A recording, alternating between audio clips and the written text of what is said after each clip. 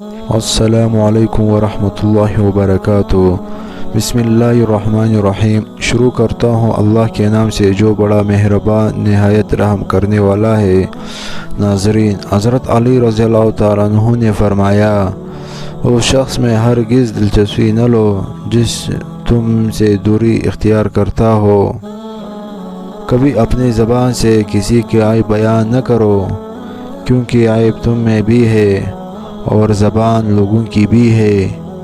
بہت زیادہ باتیں کرنے والے سے لوگ تنگ آ جاتے ہیں۔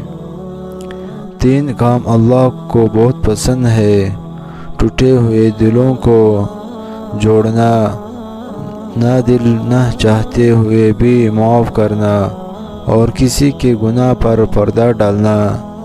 کسی انسان کی محبت پانا چاہتے ہو تو اس کو بتا دو، کیونکہ زندگی موقع کم اور دھوکہ زیادہ دیتی ہے۔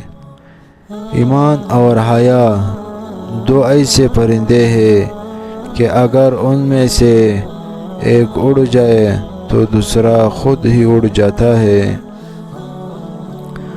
جو چغل خور کی بات پر اعتماد کرتا ہے، اپنے دوست کو اپنے ہاتھوں سے کھو دیتا ہے۔ جب تم کسی کو اکیلا دیکھو تو سمجھ جاؤ کہ وہ ایک سچا انسان ہے، کیونکہ بھیڑ ہمیشہ منافق کے ساتھ ہوتی ہے۔ ہر شخص کا غم اس کی ہمت کے مطابق ہوتا ہے۔ اس کو دوست مت بناؤ جو کسی کو محفل میں آپ کو شرمندہ کرے، خواہ وہ مذاق ہی کیوں نہ کر رہا ہو۔ ذلت اٹھانے سے بہتر ہے کہ تکلیف اٹھاؤ۔ جب کوئی چیز اپنے والدین کو دو تو اس طرح دو جس طرح کوئی غلام اپنے آقا کے سامنے کوئی چیز پیش کرتا ہے۔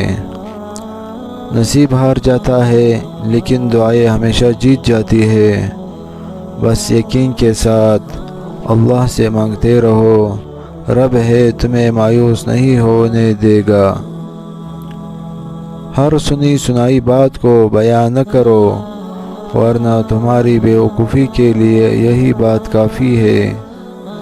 کبھی کسی کو دکھ مت دو، کیونکہ معافی مانگنے لینے پر بھی دل میں درد باقی رہتا ہے، جس طرح دیوار میں سے کیل نکالنے پر سوراخ باقی رہتا ہے۔ ان لوگوں پر اعتبار کرو جو تمہاری 3 باتیں پھانپ سکے: تمہاری ہنسی میں پوشیدہ درد، تمہاری غصے میں پوشیدہ، تمہاری پیار اور تمہاری خاموشی میں پوشیدہ وجہ۔ کائنات سب سے مہنگی چیز ہے جو دنیا کے ہر انسان کے پاس نہیں ہوتا۔ انسان واحد مخلوق ہے جس کا زہر الفاظ میں ہوتا ہے۔ اخلاق ایک دکان ہے اور زبان اس کا تالا ہے۔ تالا کھولتا ہے تو پتہ چلتا ہے کہ دکان سونے کی ہے یا کوئلے کی۔ جب کسی کے ساتھ نیکی کرو تو اسے بھول جایا کرو، جیسے گناہ کرتے وقت اپنے رب کو بھول جاتے ہو۔